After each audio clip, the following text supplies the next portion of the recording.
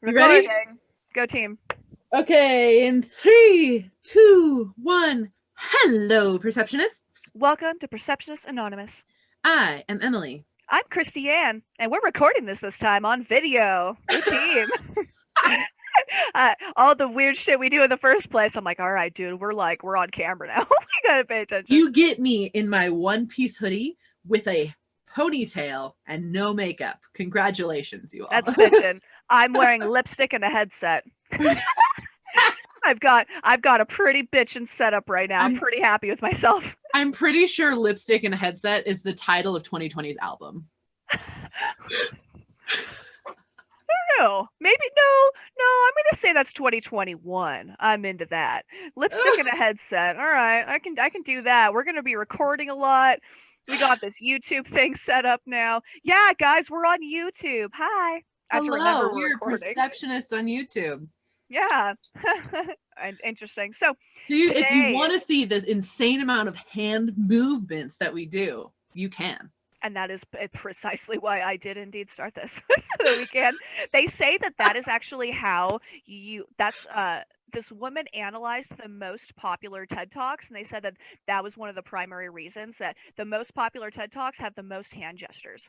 And they're like the most, I think intuitively, I think it's like 426 or something hand gestures. I would love if that was exactly the right number and you Dude, just pulled it do out of not your. try. Don't try me. I'll look it up as soon as we're done. It's like, I will prove this. I will get back to us. I will get back to us. Awesome. Yay. So fun. Guys, today we're talking about Wicca. Fucking Wicca. We made it. We got here. I don't know how it took us so fucking long to get here, but we did it. Well, we covered all the subtopics. I mean, we're getting ready to branch out to some really interesting shit. I think we're even going back around to Christianity. To be fair, you know what I mean? Like, we're not just. I mean, we're all sharing this planet together, and I think that that there's some really strong nuggets of truth that we need to share. So different. Yeah, well, we're it's really exciting. We've been really brainstorming some really fun different types of episodes to do too. So not just like our classic, hey, we research it and then talk about it and then intuitively channel things kind of episodes that we classically do, but we're also thinking, and we're gonna set, if you guys want to join us for this episode, we would love to have you do it, but we want to share your guys' crazy spiritual experiences. Like if you've had an absolutely bonkers spiritual experience, email it to us and we would love to have you on the show. And we're going to make a couple Stitch episodes where we have you guys on the show telling us about your crazy spiritual experiences, because those are amazing. And there's not enough support for people when they have those experiences, like genuinely. And I truly believe that, like, you have crazy spiritual experiences, and if you're not already super into it, they can be really overwhelming and feel very lonely. So we don't want that to happen to you. So share your amazing spiritual experiences with us. We're going to do some stuff around those and it'll be really fun. I'm super into it. Dude, it's been interesting being on TikTok. TikTok? What do I call it? TikTok. Yeah. And these, it's like, I find myself giggling a little bit. It's like, this guy's like, so, I mean, God, it feels kind of shitty to say. He's just like, so my spiritual awakening started in 2020. And I was like, oh, buddy. I was like, that's rough. That's hard. But I'm like, all right, dude, welcome to the team. Let's talk about that's it. Like, it's a huge theme of 2020. So many people went through spiritual awakenings because oftentimes, you know, during period, like, spiritual awakenings come after or during in a period of a lot of trauma and a lot of like reassessing, and that's what 2020 was for so many people. So absolutely, that's like very common. And if you're here and you're just going through your spiritual awakening, we welcome you. This show is yours. This is what we're here for. That this is why we do it. I mean, all of these topics also, and like in every one of our shows we say, if you guys have anything interesting you want us to cover, like, we're fucking there for it. Wicca, I mean, this is going to be a really strong introductory course. I personally think that we might do 2 episodes on it, just because after I mean, maybe just like my personal sentimentality in reference to it, I'm like, dude, there's so much, like, even just history wise, and then the people. And I realized for myself, like, growing up practicing Wicca, like, I started practicing Wicca when I was like 13, you know. And I guess I disregarded all the people. Like, I never gave a shit about the people that founded it. And now today, all day in preparation, I was watching these documentaries on it, and I was like, we owe so much of our lives to these people. I was like, I wanted to dedicate the show to Gerald Gardner and Margaret Murray. I'm just going to start out there, like, thank you guys for what you've done for us, for setting the groundwork for what we are allowed to do in the public. It's so fascinating to me because I never practice Wicca. I've never been interested in Wicca. I've never been drawn to doing any sort of witchcraft. That was not ever me and my spiritual journey. I've been drawn to other things, which we've talked about a lot on here. But it was so interesting for me because, first of all, this may feel a little bit like a pop quiz for Christy because I have questions. And so I will be asking. Yeah, I'll do my best. But like me doing the research, it was interesting too because I start, of course, always with the history of things. So I actually researched like all the people and stuff first too. And there is a lot of like, you know, there's still some criticisms around them. And, you know, some people think that they were not really in the right for saying the things that they were saying and all these different things. And so there is like a division, which is so classically witch stuff, because anytime witches are brought into it, people are like, no, they aren't valid, and they try to invalidate it. And even now, and even modern stuff, like that's a very, very common kind of thread. So it's interesting for me to take it from like a historical context and how people were viewing this thing as like, this was crazy and all this different stuff, and like, how is this wasn't a thing, and you know, there's no historical evidence. And then other people are like, there's tons of historical evidence, what the fuck are you talking about? Issue.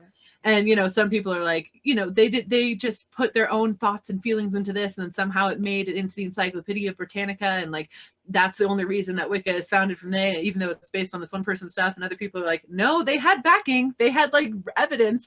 And so for me, I was like, woo, there's so much controversy. Like, this is very fun because I'm not like emotionally invested in it. So I was able to like read both sides, and it was really interesting. So I'm excited to talk about it. Also, I have so many questions, Christy. I don't know anything about it. So that's really interesting. I guess that was one of the reasons, like, I do not consider myself a Wiccan now. And I haven't. I mean, I've practiced a lot of different stuff, and people that know me, like, I tend to, like, I have people that come into my job, and I live in a very conservative area of the country, and I work at an even more conservative area casino. And these, like, people come in, and like, I had the most interesting conversation with this woman. And she brought up like anarchism, and I was like, all right, let's talk about it. It's like, and I just think that like people don't, I mean, they see all my tattoos, they expect one thing from me, and they don't realize that I'm like staunchly in the middle, independent of these two sides, left or right, whatever.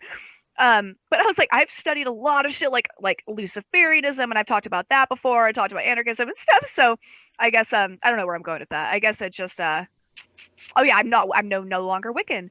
And I think that is part of the reason, is because if like Wicca is a religion, and I think that part of the reason so much of millennials is so much of who we are in our generation has rejected religion as a whole, and so we work with our own personal spiritualities, and that's cool. That's what I do too. But Wicca has some pretty specific beliefs that like certain things that I was like really deterred by. It has a doctrine. It has a doctrine that it's an actual religion. Witchcraft is not a religion. No, it's a practice. It's a practice. Wicca is a religion, and that is the difference. So it is, yeah, it's just a tradition. Like, it's an actual religion with specific doctrines, specific beliefs. There's different. They mean well. Yeah, and well, it's just fascinating. Like, it is the religion of witches in like that capacity. Like, that's kind of what they brand themselves, you know, and for lack of a better term, it's like witchcraft, but in a religious sense. And I don't know, it's really fascinating. So I'm super excited to dive into it. And again, I'm just kind of surprised it took us over a year of doing this before we're like, oh, we should do an episode on witches. Yeah, that's cool. I mean, it's kind of like obvious. I think so. When I first started, like, Wicca is so readily available, and I kind of compare it to Christianity in that sense, is like, people, at least in, you know, the United States, our most readily available spirituality or religious practice is Christianity. And then if we reject Christianity, a lot of people go to the other side. And they're like, all right, well, what else? And then they have Wicca, which has like a big face right now. And they're like, and it's the most readily available. And I kind of always say, I hope I don't offend anyone by this, but I always say that Wicca is where you start, man. A lot of people, it's where we start. And that's... Or astrology. I think astrology is kind of gateway. That too. I guess I still, to this day, I'm like, whatever. You know? And then I'm over here like, I wish I could find Hellenistic books that were not in Greek. Right. Dude, I've been feeling that way about Norse Reconstructionism. My TikTok's like, we heard you like Norse Reconstructionism. How about everything and everyone's opinions? I'm like, all right, chill out, dude. You're stressing me out. But so when I first started practicing Wicca, this is something that's always stuck with me because it took me a minute to comprehend. I remember because I started reading books from Christopher Penczak, who is a really well-known Wiccan writer, and he has a book called Ascension Magic that I read all the way through. This thing's like 300 pages, and it's all on like the Merkaba and raising your vibration and cutting cords and all these things that like in the paradigm that we follow, at least the things that we agree on, you and I, Emily, Mm-hmm. these new age Mm-hmm. things, like he's Yeah. found a way to combine that with Wicca. And so that's interesting. However, he said you cannot be Wiccan without being a witch, but you can be a witch without being a Wiccan. And the same thing goes with being a pagan. Like you cannot be a Wiccan without being a pagan, but you can be a pagan without being a Wiccan. And it took me a minute to like, I mean, because I was 13, I was like, I don't get it. I don't know. And I now I'm like, oh You're like, baby Christy, oh honey, all right, sit down, let's talk about it. you know. oh. So that's always like stuck with me, and for some reason I think about it pretty often. Yeah, I don't know. I love that. And yes, that's like the core of it, is like it's not mutually exclusive. There's just certain things that you have to be a Wiccan, but that doesn't mean. And we talked when we interviewed Brianna Hardy, she talked about that too, because she was raised as the daughter of a high priestess in Wicca, and then she branched out of Wicca and now still practices very in-depth witchcraft practice, but it's not Wiccan. And so that's really different. That's what happens. Right. And I feel like your relationship with it, for people who are kind of outside of the spiritual realm of new age spirituality, which is not necessarily the right term, or neo-paganism or any of the other things that we do, psychic stuff, like if you're outside of that space, a lot of times if you're say that you're like, oh yeah, like I'm a very spiritual person, or I practice spirituality, people immediately kind of think of Wicca, like that's like what their brain kind of goes to. And bless their heart, they don't, a lot of people don't know better, but like the fact that that is such a readily available extension for people that don't know anything about it, we have to thank these people that found it. Like the fact, I mean, so Gerald Gardner, I believe so that was the thing that deterred me about Wicca as well. I'm sorry, we're kind of like not setting a really strong foundation of how it started and how it progressed. We'll do that as well. We'll get there. It's our show. Be patient. I'm just thinking, I was like, oh yeah, I should probably touch this before I touch that. All right, I gotta touch this first. Lick whatever you'd like. Go for it. Thank you. Right, salt bar, where are you? Just kidding. Anyway, whatever. Moving forward, now do I even remember what I'm talking about? I got so thrown off. One thing that deterred you with Gerald, what is his name? Oh yeah, thank you. Right on. Gerald Gardner, who is determined to be like the founder of Wicca, and so he was born in like the late 1800s, and then in around 1932. He brought Wicca to the masses, and he brought like I was watching this black and white documentary of him coming out and like answering all of these questions, and he's the one that like opened it up to the mainstream, and everyone's like, and he was an interesting person to be doing that because he did have such a specific practice. I mean, like he was a nudist.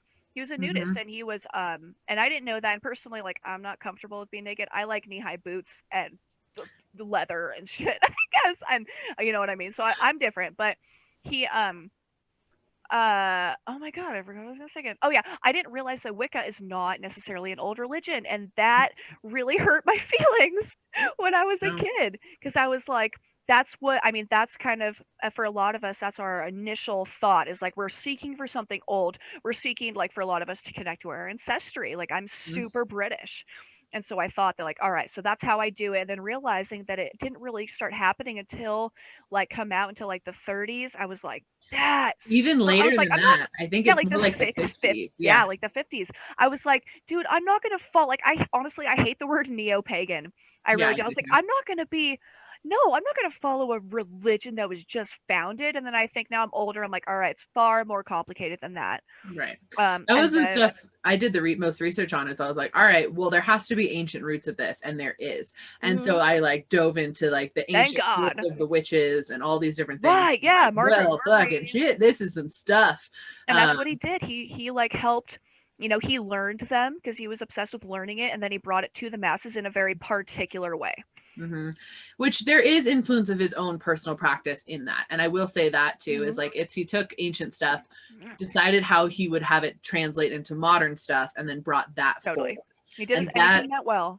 Right. And same with Margaret Murray. She did the very similar thing. And she was the one who really made witches be a historical record of like 1921 of practice, because she wrote that was 100 years ago. Yeah, and she actually, oh my God. Okay, on that note, Weston broke my brain the other day. He goes, "Hey, did you know that if someone's checking your ID, they no longer have to look at any other numbers besides your first number?" I know. I was like, I hate you. Why did you do this to me? Like, I am old as shit. I think we must have all saw that TikTok at the same time, because I brought that up to my table last night at work. I was like, it's really interesting. Broke my face. I didn't like it. That's funny. Whatever, fuck it. I keep telling people, I'm like, right on, dude. The end, like, my niece is so afraid to get older, and I'm just like, oh, baby, like, it gets so much better. Like, I can't wait to be 30. I'm stoked. Yeah. No, I love the age I am. It's just really funny. I'm actually excited for people to not get shocked at my age anymore, because for years and years, because I became a mom at 18. So keep that in mind.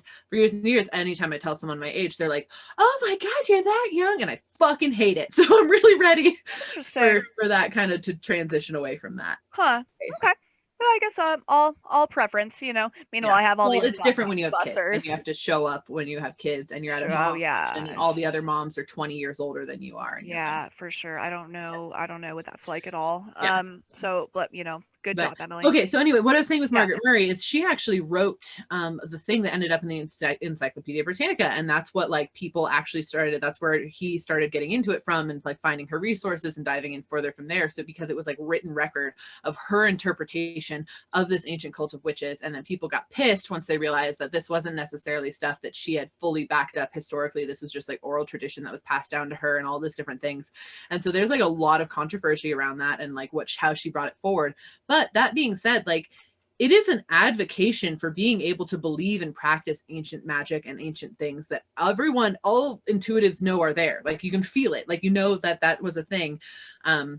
And so being able to even have, whether it was influenced by her own beliefs or her own whatever, who gives a shit? She brought it up. And that was like the biggest thing in my brain. I'm like, this was a time when women didn't have a voice.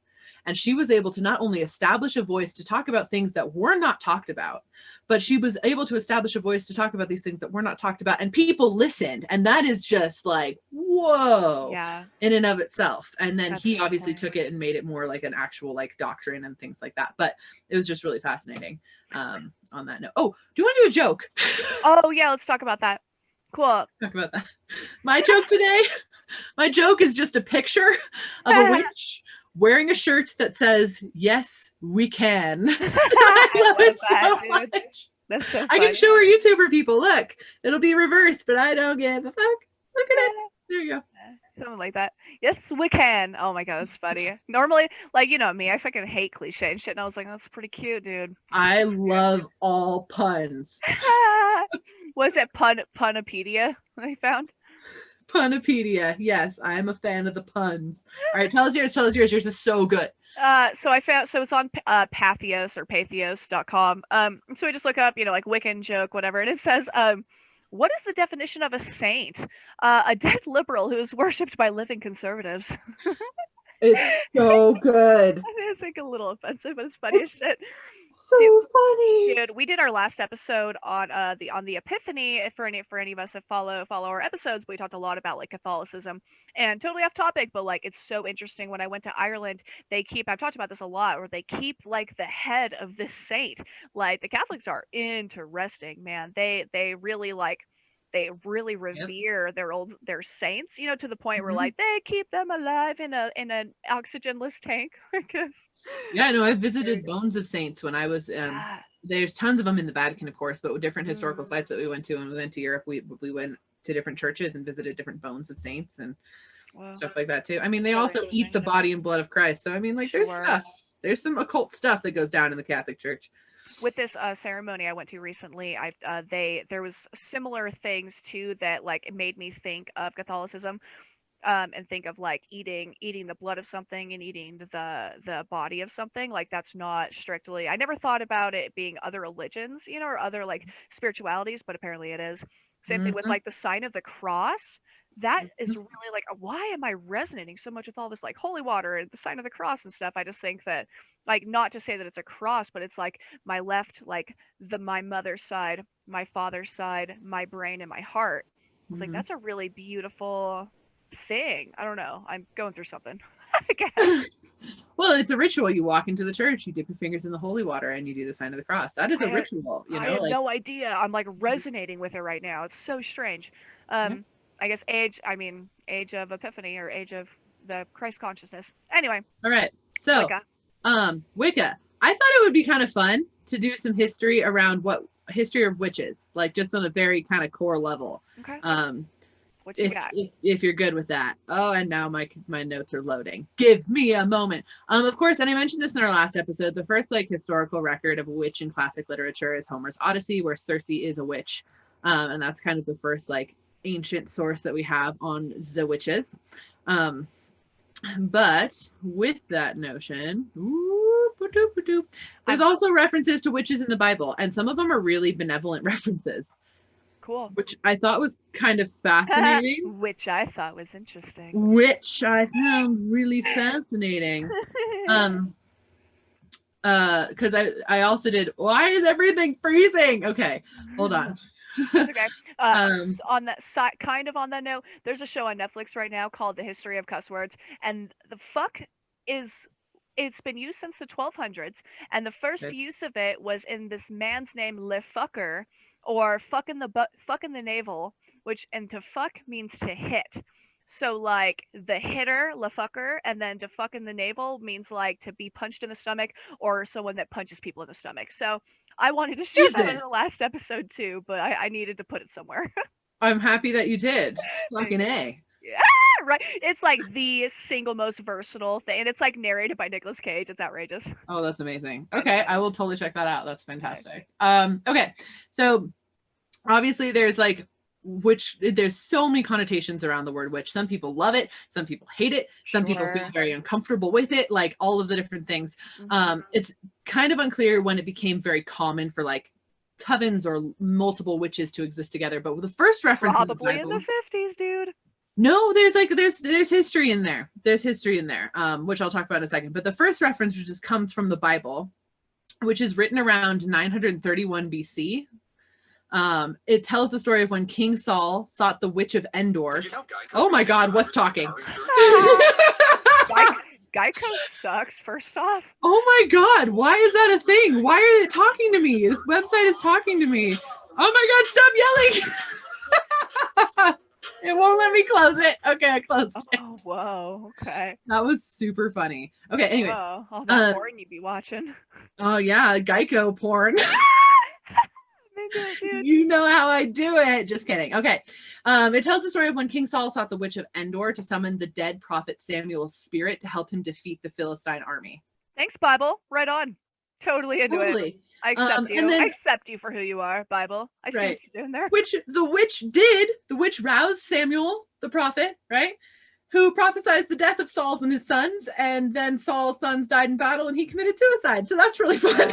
Oh, that is so weird. Yeah, that's right. Crazy. And then the next part that it's of course found in the Bible is where it's condemned. So from there it goes downhill. And that's the often cited classic Exodus passage, which says like, "Thou shalt not suffer a witch to live." Yeah, or thou shalt. What does my dad say? Thou shalt not pay heed to those who look to the future, or something like that. They say it in American Horror Story too. It's like the lady next door is super Christian. She's like, witch. Okay. You know what? So that reminds me of Gerald Gardner. Like, have you seen American Horror Story? I have not. So when I got coronavirus, I watched it. And at the end of one of the episodes, she, like, not to spoil it for anyone, but she, like, comes out, like, after all of this stuff they go through, she becomes the Supreme, and she's, like, the ruler of the coven. And she calls like the mainstream media, and she comes out for the school that she runs. Like, this school has been run for hundreds of years in New Orleans, and she finally tells people on mainstream news. And it reminded me of Gerald Gardner watching this thing where he's like, they're asking him questions like, is it true you dance naked? He's like, yes, it's true. And he's like, is it true that it's only that all of these ceremonies are just pure massive orgies? He's like, absolutely not even in the slightest. And like all these questions, I know for people like us in the spiritual realm, people ask us like, some people are being shitty, you know, asking like shitty questions like voodoo and like, oh, you're gonna curse me, whatever. And then some people have like really good, like kind of soft, shy intention where they're like, I don't know, you know, they don't want to offend and they don't understand. So anyway, Right. that's just reminded me of that. No, totally. And that's exactly it. And then, so then that's like the first historical kind of references stuff in Cool. like witches, and then it like of course progresses way further because then we go into the witch trials of the 16th and 17th century, and so like Yeah, there was witches in between then, people just didn't talk about them. Yeah, well, I mean, because that was part of it. I mean, it was considered sacred too. We should do an episode strictly just on like witchcraft because this is like on Wicca, you know. Yeah, But I think like the witch trials, that'd be a really interesting episode to do on. I totally agree, and there's so much information in there that we could cover. Absolutely. Yeah, we can't do that now. But this was what gave birth to Wicca. So that's why I'm like going like a little bit background for sure, yeah. notion so people understand. So then around the early 18th century or the 1800s, they came out with this, it's called the witch cult hypothesis, which I dislike. Okay.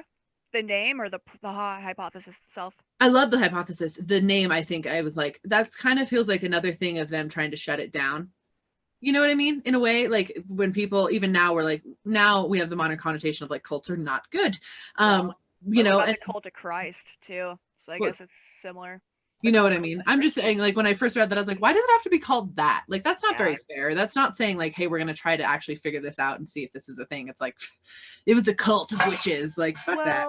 And I think of like cult being like, I would disagree with that word as well, because when you think of cult, like there needs to be a direct leader. There needs to be like someone that's being followed. Whereas like, and maybe they just didn't know, just because it was a small offshoot of something, they didn't know that it was like an ancient practice. So I mean, I get it. I'm with you. Yeah. So basically, what this hypothesis says, and they're called the hypothesis, when I tuned into it energetically, it feels so true, and it just feels like it got shut down so hard by people, and it doesn't feel nice that happened. But basically it was like, not all of the people caught up in the witch hunts and stuff were, you know, just innocents, but they actually drove the ancient pagan religion that had predated Christianity, that was all over Europe, underground for like the final time. And that's like what they were trying to do. And that was what it basically says that like witchcraft is a combination of a bunch of different ancient pagan practices and spirituality that existed before Christianity kind of covered up Europe, and they were forced to kind of go underground and combine in secret and stay secret during the witch trials so that people didn't get killed. And it wasn't just one sect of like one religious group, like one just Wiccans that got killed during this witch trial. It was like all these different types of pagans. So then they all went together and basically combined all of their different stuff in order to survive. And that's what kind of came out later in the 1800s as so more like, this is what witchcraft is, which is kind of a cool thought. I was like, that actually makes a lot of energetic sense.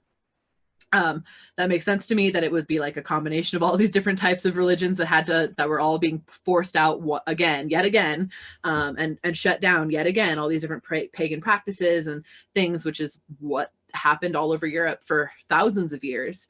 And the witch trials were like the final thing of that. And then it came forward and was brought to the forefront by a couple different people. Of course, the biggest proponent, which we already talked about, was Margaret Murray. She was actually an Egyptologist, which I thought was really fascinating. An anthropologist and a first wave feminist. Right, exactly, which I think is really cool.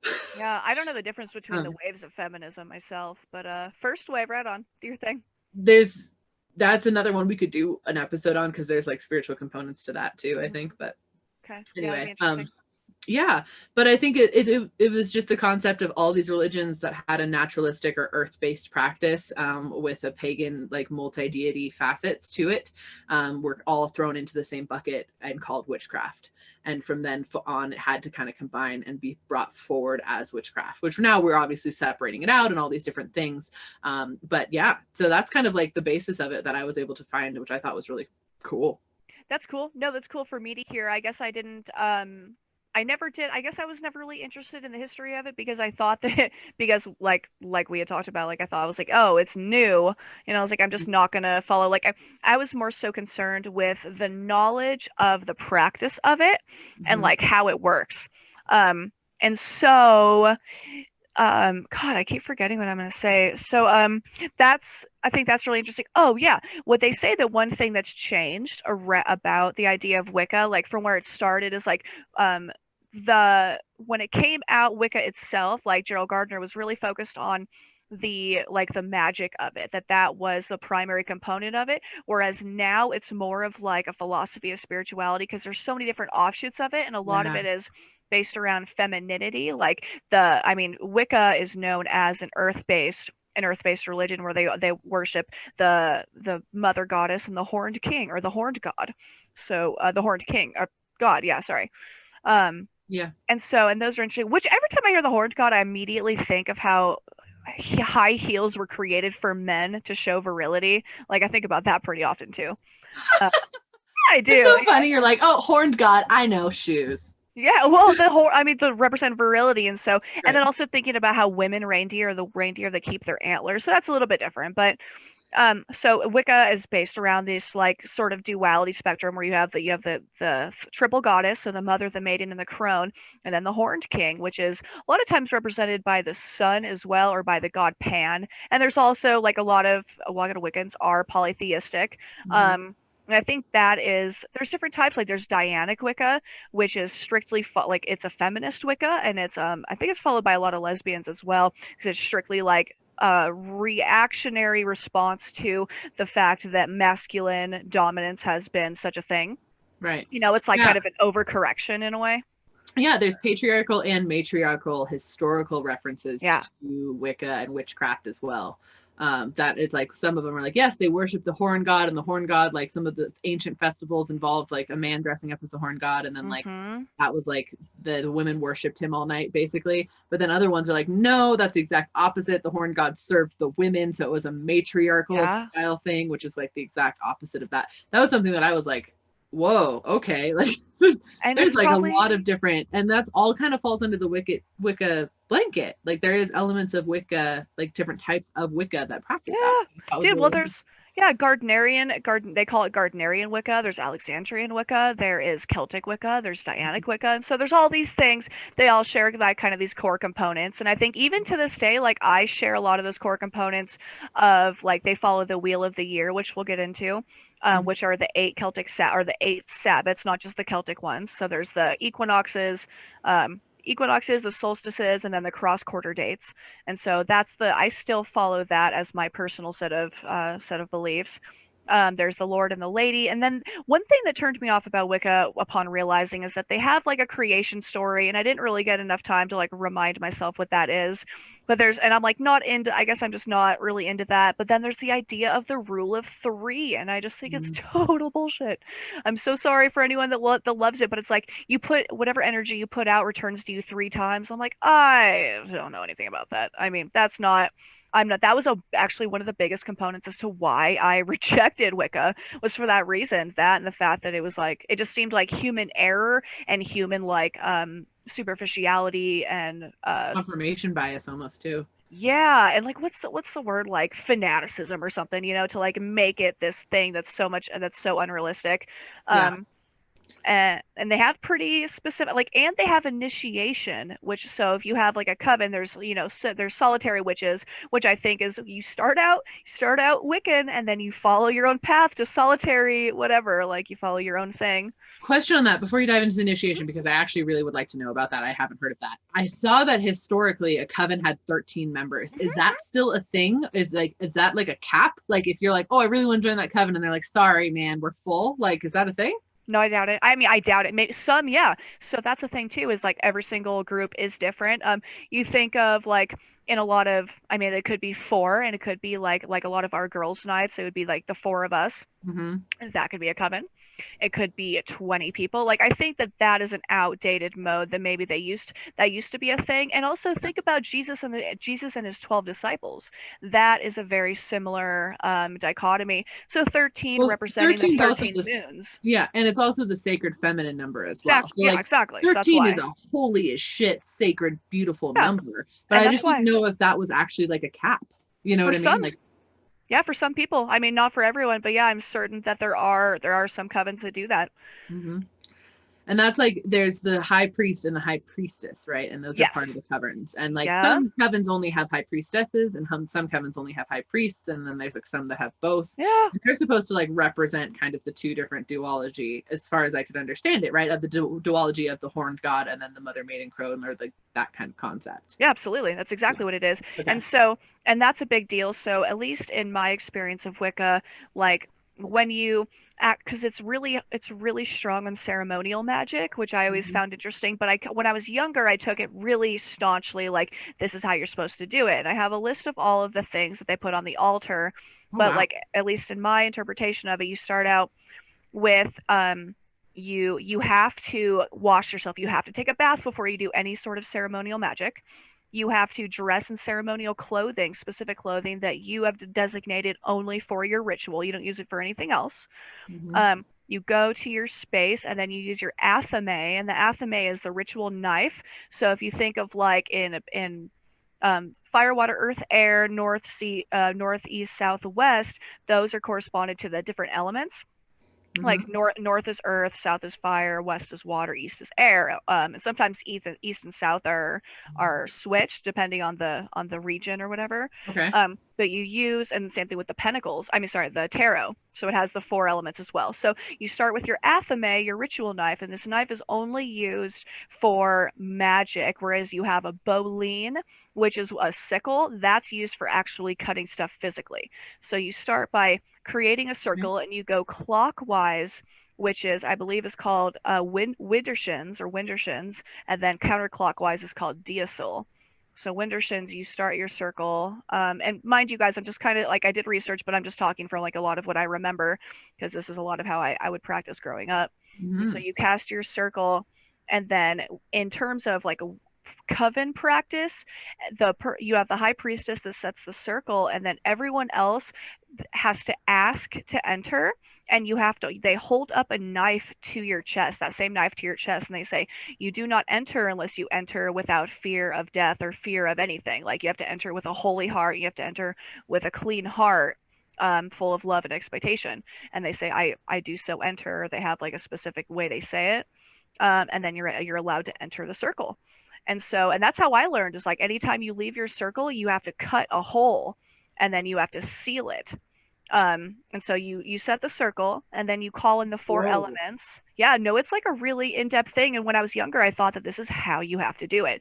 And so I did it, and it was a little, maybe that's why I stopped practicing so much, because it was so kind of rigid, but it has a place.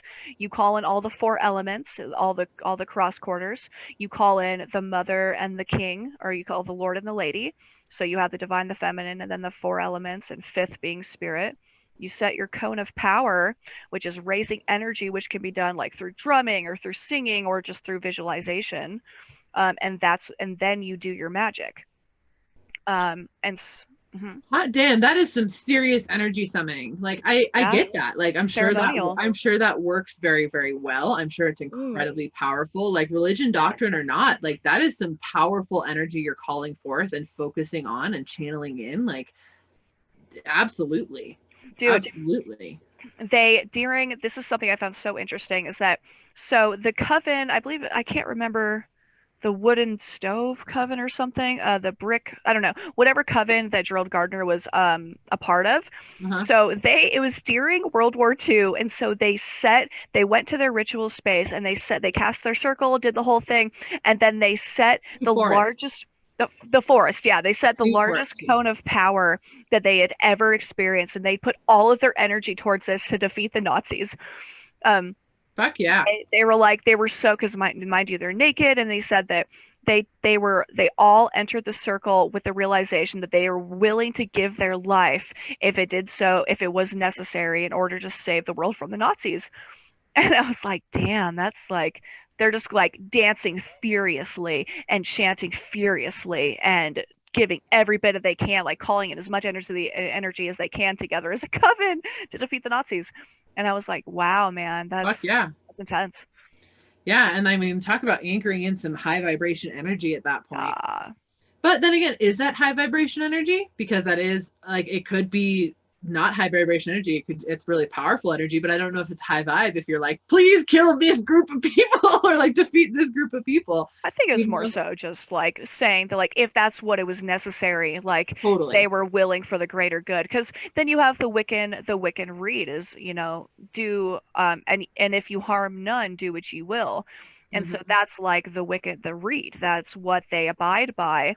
And then by the like whatever you give comes back 3 times. And I think it's interesting that that was taken and it was used for Satanism. And like in LaVeyan Satanism, which is like atheistic Satanism, they say Mm. that do what you will be the whole of the law. So they like took this thing and he's like, do whatever you want, fucking regardless. And that's sinister, but whatever. Damn. Um, yeah. So yeah. So Wicca. I mean, they've got a sacred text. They have a sacred practice, a sacred set of beliefs, a creation story. So they're a religion. Yeah, no, it's really fascinating to me. So talk a little bit about the Wheel of the Year and how that plays Cool. into practice. Yeah, cool. So this is probably one of the only like now that when I do my rituals and stuff, it's pretty like I do like candle magic. There's a certain way that you carve. I mean, I guess what I'm getting at is the Wheel of the Year is one of the only things that's maintained that I've maintained in my Mhm. practice. Um, all right, let's do it. Where's my notes? So the Wheel of the Year, so it's there's 8 Sabbats, and so the Sabbats are the solar holidays, Mhm. and then the Esbits are the lunar holidays, which are the full moon and the new moon. So the masculine being the solar and the feminine being the lunar. So we have these like reoccurring spirals that make up life as human and make up life as earth worshippers or earth reverers. So the Wheel of the Year, so it starts at Samhain, which is spelled Samhian or Hain, and that's one of the episodes we've done a few times, and that's Halloween. It's October 31st, the evening of October 31st to the morning of November 1st. Or Mhm. sorry, to the evening of November 1st as well. So that's a sacred time, and I believe that in during like the Celtic tradition is that you start your day at night, and that's why this is Yeah. Samhain is the first day of winter, and so that's the first day of the dark half of the year. So it's kind of a consistency there. Is you start in the dark and then you progress into the light, which is true about like being in the womb. We start in darkness and progress into light. So you have Samhain, which is October 31st, and you have Yule, which is December 21st, which is the midwinter solstice. But it's also, and so Yule, this is a criticism I had of Wicca too, is the Wheel of the Year. All of these, like they took different names from different, like Yule is Norse, Mhm. I Samhain was is just gonna say. Celtic. Yeah, so like, and there's another word for it. Which I didn't know until recently, but Yule is in the Celtic tradition is known as Alban Arthen. So that's what I'm going to start calling it as opposed to Yule. Hmm. But it's the midwinter solstice. They say that the 8 spokes of the wheel of the year, you have the cross quarter days, which are the 4 Celtic holidays, and then you have the 4 fire festivals. Samhain is one of the fire festivals, and it's the third harvest festival. Okay. And I know this is like a lot of information, but it's No, it's awesome. this is all based on it's all based on living off the land, and that's something Mm. that we still like, something that we still revere, because like even though we have all this technology and we have all these ways of surviving without recognizing the solar holidays, like at one point we're gonna have to return to that, and we still like, regardless of anything, everything that we own, everything that we have is owed to the earth anyway. So yeah, it starts at Samhain, and then Alban Athrin, and then Imbolg, which is February 1st, also known as Candlemas. And we were just talking about that on our last episode. It's Groundhog's Day, or Groundhog's Day is the second. And it's also known as Saint Brigide's Day. So these are it's a really prevalent set of holidays, and it's known as one of the fire festivals as well. The fire festivals are Samhain, Imbolg, Bealtaine, and Lunasa. So we've done the first 3. So Samhain, Yule, and then Imbolg, and then the next one is Ostara, and that is March 20th. And I believe Ostara is actually the spring equinox. Mhm. So we have, once again, just another representation of the solar aspects of the year. After Ostara, it's Beeltane, which is spelled Beltane, tradition. I mean, like most prevalently online if you look it up, and it's May Day, so it's May 1st.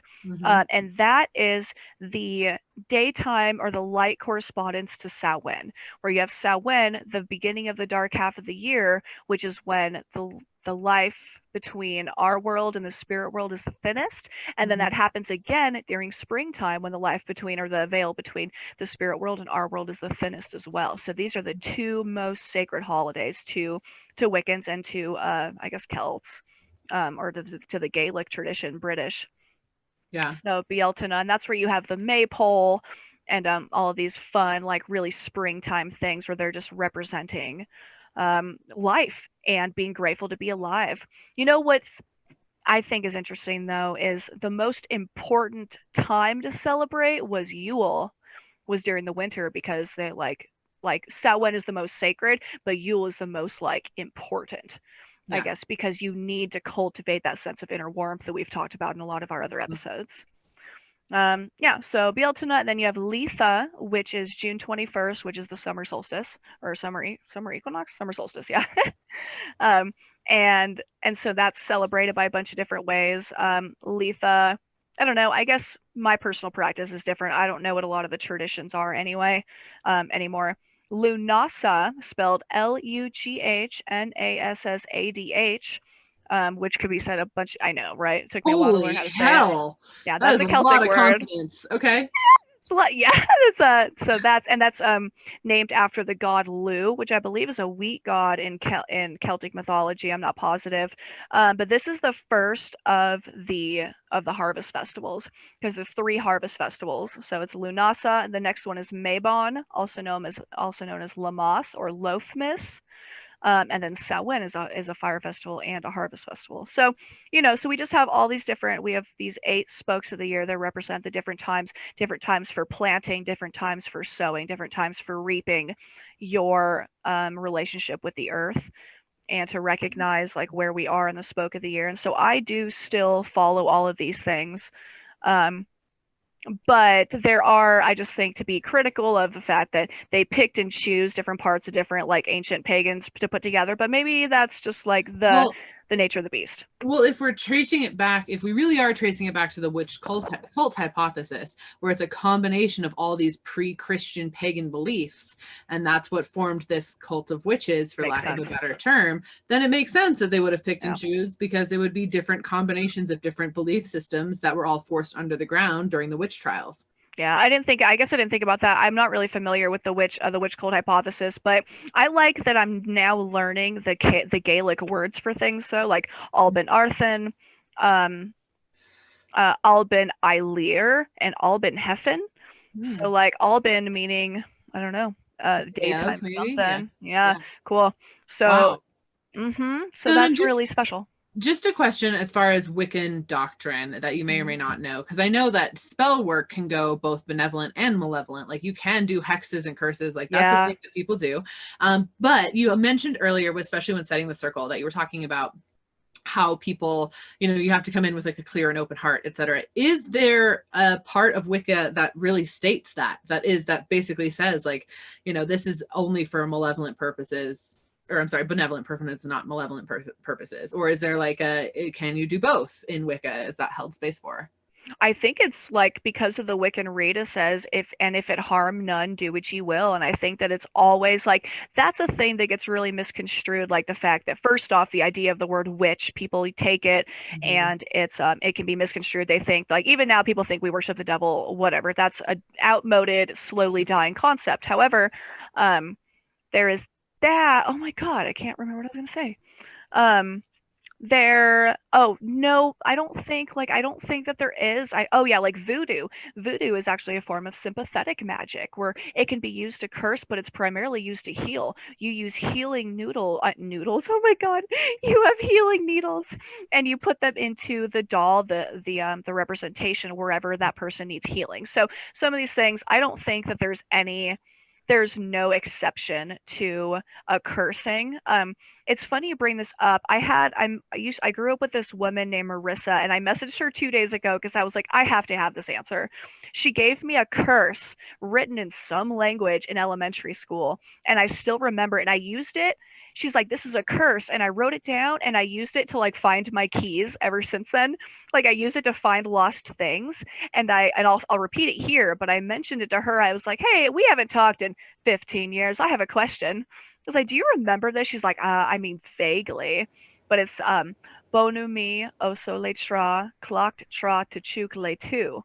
And I don't know why I remember it. I don't know where, but like it was a curse given to me that I used to find shit. So you guys are more than welcome to take that if you'd like. It's not outrageous. A curse given to me that I use to find shit. Yeah, so anyway, there's that. But so the Wiccan read, no, like you do no harm. That is the primary thing. And then I guess it makes sense with the rule of 3 too. If they are following that, then you don't want the harm to come back to you 3 times. I know. And once again, if you believe in something, that's what's going to happen.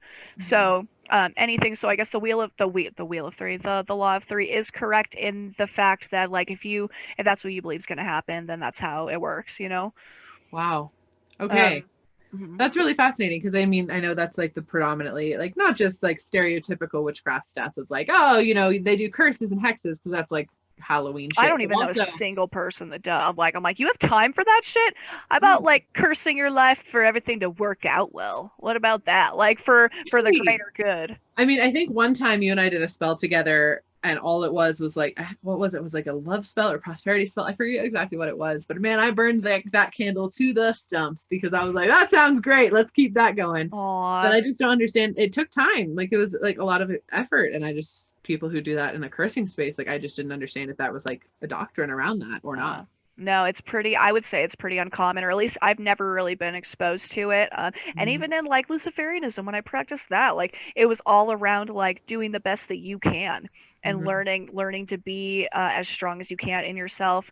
In terms of what we're talking about, like entering the circle with the athame to your chest, so that I don't know a lot about the initiation, but I think that is part of it. That there is there's 3 degrees, and you can start out as a 3rd degree, and then a 2nd degree, and a 1st degree, and so you make your way up, and there's like tests you have to do, and there's certain like things you have to earn in order to build your ranking up in these groups, and that's a criticism I had as well, but that maybe is just me being.